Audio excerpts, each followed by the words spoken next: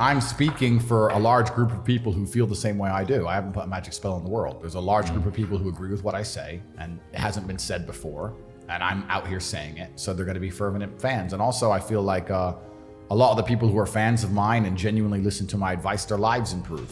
And that's where you have this passionate response, because if you've become a Tate fan and in the last 2 years you've started to really study stoicism and really go to the gym and get in good shape and get your finances right, etc., your life in real time has improved. So you're like, you're saying Tate's bad, he's made my life good, so I like it. So they're very passionate in their defense of me, which is fantastic. And then you obviously have the other side, the slave minds who obey anything they're told by the MSM, who've been told that I'm somehow evil.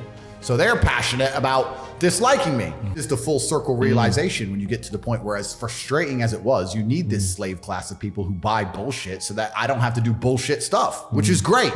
But usually the bullshit people can't tell me what to do. It's only during COVID they were allowed, and now that's all over. They can't tell me what to do anymore, so it's fine. But if you're, and not everybody's mind can be free, because in society it would break down, but of course, some people's minds are designed for freedom and some people's aren't. But it's amazing when you're talking to the slave mind, trying to get through to them. And it played out even in my cancellation. There are people who would sit and get furiously angry about the subject of me, saying I'm a bad person. And when you ask them one bad thing I've said, they don't know. It's all clown world. It's absolute clown world. It's slave mind. And the slave mind is actually a dangerous thing. When I'm combating it, people think I'm combating it just for fun. No, the most heinous crimes in the history of humanity have been conducted by people who blindly obey governments. Blindly. If you're gonna sit there and be a dummy and blindly comply and be told to hate a certain race or hate a certain person or do a certain thing without thinking, that's how World War II happens. All these people who sit and say, I'm a good person and you're bad because I have my mask and I have my boosters and you're bad. No, I think, you don't. You're the bad people. History is full of people like you who don't fucking think, who do as they're told, and you're the ones who end up fucking murdering people, not people like me. Their goal is to soften everybody's brains and to delete one side of the argument. This is why I talk about the Matrix. People say, why do you talk about the Matrix all the time? And I say there are people who are living right now in a computer-generated reality. If you believe everything you're watching on the news, you are believing a complete false version of reality. And the idea of that reality is to keep your brain occupied enough so that you'll continue to do a shit job for shit wages and pay your taxes until you die. That's exactly that's the plot of the Matrix movie. They're abusing your body and controlling your mind so that your body will sit there and do what they need it to do until you're no longer useful anymore. And that's exactly what's happening. And another question I get is people ask me why I'm so interested in this fight against the Matrix. And I try and explain to people that I believe this fight cannot be avoided. I think you're either combating the Matrix and fighting against the garbage they're telling you, or you're believing it. And if you believe it, then you end up fighting against yourself. A lot of people at home, if they want to make more money, need to invest in themselves. They invest in themselves.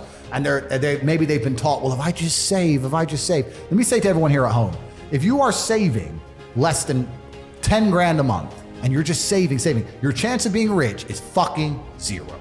You need to go and do something else and make more. Invest in yourself, get knowledge, pay attention to mentors, start another business, open something. You need to do something because you're not gonna save your way to the top. The average person at home, you're not earning enough to ever save. If you never save 100% of your wage, you're still gonna be broke. You have to get to a level of earning. And it's that spirit you need to have when it comes to money. And it truly is the abundance mindset is true. I remember when I was broke. I thought everyone was broke. I was just in Dubai and my houses are being built. They're gonna be completed this year. I bought a bunch of them off plan. So I decided to rent, and I rented a house on the Palm. It's $25,000 a day, dollars, and I rented it. And I'm sitting there and the landlord comes and goes, I just got an offer for $35,000 a day, you need to leave. And I go, okay, well, I'll pay $40,000 a day. And then he came back and goes, the guy's offered $50,000 a day for a year. And I'm like, who am I even in a bidding war with? And I just left. I was like, you know what? Take it. I'll get another one. But like, there's people out there with money like you couldn't fucking fathom. There is so much money in the world. So you do get to a level of wealth. Another time it hit me, I was at Monaco. I was sitting around dinner in Monaco after, it was on a car rally, funnily enough. And there's like 10 of us. And I just looked around the table by coincidence and I saw everyone's wearing a nice watch. And I thought, when I was broke, the idea, if someone told me they had 30 or 40 grand in the bank, I thought they were doing good. Now I'm sitting at a table, everyone's wearing a $100,000 watch. Nobody gives a fuck. It's just like, there's levels to the game. And when you get up to the top, you realize there's money everywhere. The abundance mindset, there are so many rich people. So if you're not where you wanna be financially, I hope this pisses you off, because I'm telling you to annoy you. that you're sitting there struggling to pay your bills. There are people out there making so much money you couldn't possibly fathom, who have anything they want all of the time. And you may sit there and go, oh, but they're miserable. A lot of them aren't. Trust me, they're having a great time. So you need to make a bunch more money because there's money everywhere. I was instilled with a duty for a very long time to honor my ancestors through achievement. And I was told from a very young age that the only thing your ancestors are interested in is achievement. Even to this day, when I do podcasts, people repeatedly talk about my father. If I wasn't successful, he wouldn't be spoken about anymore. He died 9 years ago, and he was a good chess player, but no one's really that interested in chess. The reason he lives on is because I'm so monumentally successful that people are interested in my origin story, and he is mentioned. The reason I will live forever is because my son will be so monumentally successful that they'll talk about how he could have been such a perfect specimen of man, how he was raised, and they will mention me. If you give a shit about your ancestry, and if you give a fuck about your family, and you're not a selfish person, and you want them to exist out in the ether for reality, for the eternity of reality, it is your duty to be successful. I find it amazing there are people out here today who are going to sit and say, oh, I'm sad, I'm too depressed, I don't want to work hard.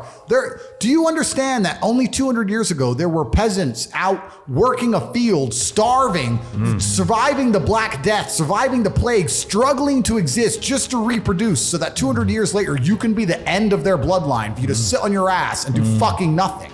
You're a fuck up. You're fucking up your entire bloodline of your entire ancestry. You owe these people things. They went through hell for you to exist. You have a debt, you have a duty to pay. You have to be the best possible version of yourself. And the same to God. God loves people who try.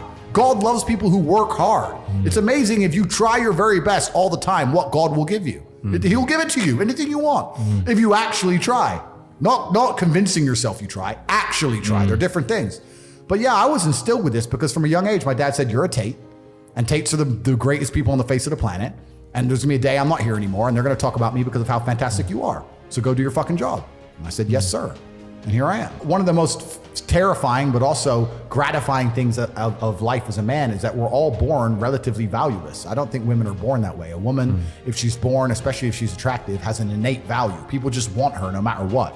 But as a man, if you're not an important man, nobody gives a fuck about you, and they're never gonna care. So you have to build yourself from the ground up, and that's scary for a lot of people, but it's also a massive opportunity. You can decide if you wanna be a famous musician, or a nice sensitive poet, or a painter, or a kickboxing world champion, or a businessman. You get to decide on all the different characters in the video game. You can choose, who do I wanna be? And then if you actually try, you can become it. Isn't that amazing? You can wake up and go, you know what? I wanna be this kind of guy.